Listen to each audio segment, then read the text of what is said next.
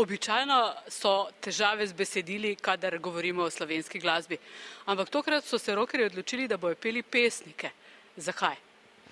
Ja, ta projekt je že dolgo, ga že pripravljamo oziroma ga delamo že kakih 10 let, pravzaprav 15. Začeli smo ga na Radio Marš in koliko so bile do sedaj izkušnje, nikoli ni bil problem uglasbiti bendom besedila.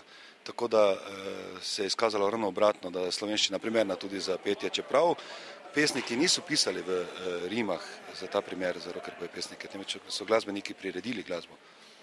Je bilo težko pripraviti ta projekt? Ja, no, izkušnje imamo, dolgoletne izkušnje, seveda je zahtevalo nekaj časa in nekaj organizacije, seveda pa se lahko pohvalimo, da smo v roku pol leta pripravili ta sicer dost velik projekt za slovenske razmere in pa kar se je seveda za zahvaliti predvsem glasbenikom, ki so tako hitro reagirali in pripravili pesmi in jih poslali, da smo lahko to objavili na CD-ju in seveda pripravili tudi to današnjo oddajo.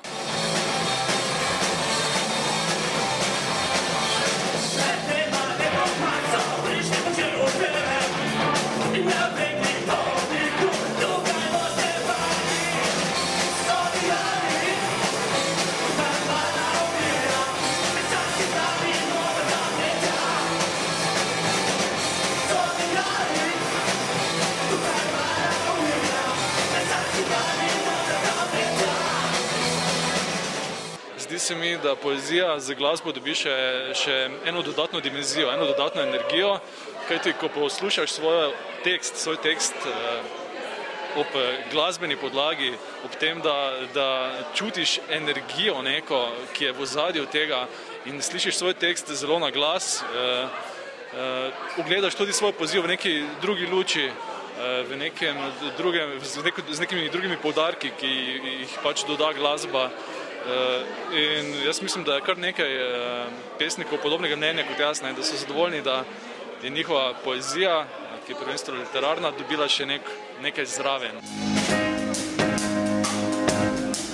Misli segajo visoko, v brezmejnost, v nebo, čutiti pa bližino, vztrajno spadajo na glavo, že slutim njo, ki poleg mene v megli blodi, padam vam. Koliko pesmi je bilo letos v izboru? V širšem izboru je bilo okrog 150 pesmi, v končni fazi je pa uglasbljenih okrog 34. To je zelo veliko, moram poudariti, ker moramo razumeti, da za vsako uglasbljeno pesmijo stoji okrog 10 ljudi. Vse pesmi tokrat niso na letošnji zgoščenki, drugi del gradiva iz letošnjega leta bo išel šele naslednje leto.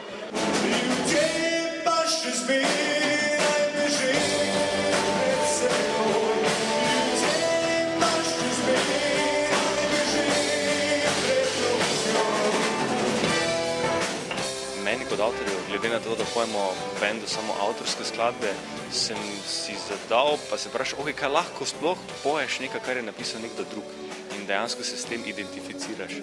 Pa gre. Kako ste izbrali avtorja? Po občutku. Nisem vedel, kdo je Vesna Rečnik Šiško, nisem vedel.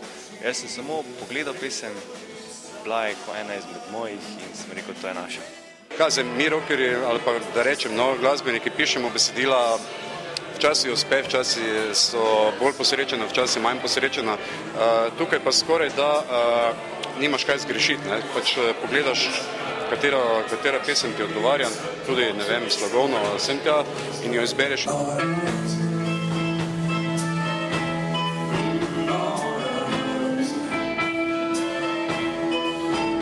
Bil je že zelo velik izziv, se pravi uglasbiti neko besedilo, poezijo.